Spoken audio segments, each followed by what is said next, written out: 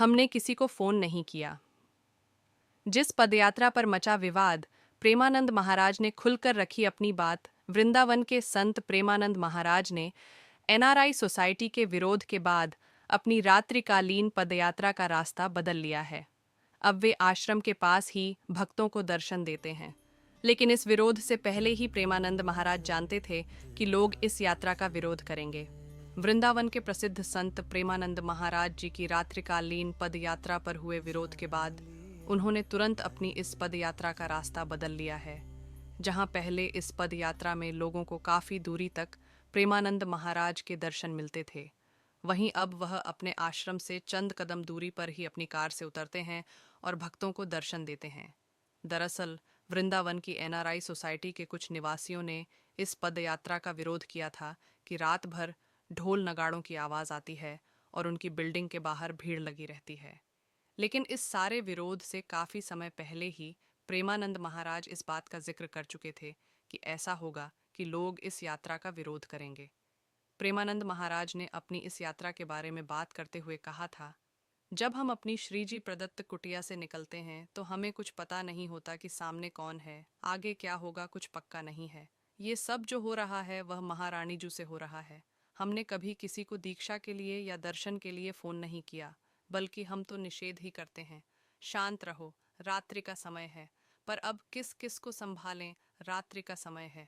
लेकिन जब कोई राधा राधा करता है तो हमारी छाती फूल जाती है। प्रेमानंद महाराज आगे कहते हैं, हमारी स्वामिनी की जय जयकार सुनकर हम फूल जाते हैं। नौजवान जय श्री राधे बोलते हैं। ऐसा लगता है कि क्या दे दूं इनको, पूरी रात्रि जाग कर यहाँ आए हैं। लेकिन अब चश्मा बदल गया है। अब आपको दिखाई देगा कि बाबा देखो कैसे लोगों को इकट्ठा कर रहा है, अपना प्रचार प्रसार कर रहा है। बताओ, रात्रि में बैंड बजवा रहा है, ढोल बजा रहा है। पर सच्ची बात है कि मुझे कुछ पता नहीं होता कि कौन, कहाँ, क्या और कैसे हो रहा है। वह आगे कहते हैं कि लोगों को लग रहा है कि फूल रोड में बाबा जी फेंकवा रहे हैं, लेकिन सच ये है कि हमें नहीं पता कि वो फूल फेंकेगा कि कांटा फेंकेगा या ईंट मारेगा। हमें कुछ नहीं पता होता है हमारी श्री जी क्या कर रही हैं। हम तो बस देखते रहते हैं, उनका प्रताप हमारे साथ चलता है। आप किसी और प्रलोभन से लोगों को इकट्ठा कर लो, नहीं भाई, ये लोग अलबेली सरकार के लिए आते। पहली बात यह कि मेरा कोई नहीं है, पक्का नहीं है। जो मुझसे प्यार करता है वो अपने लिए प्यार करता है, मेरे को अपने लिए प्यार करता है। जिस दिन उसको अपने लिए घाटा समझ में आएगा ना, वो न गुरु मानेगा, न संत मानेगा, न प्रिय मानेगा, न पूज्य मानेगा।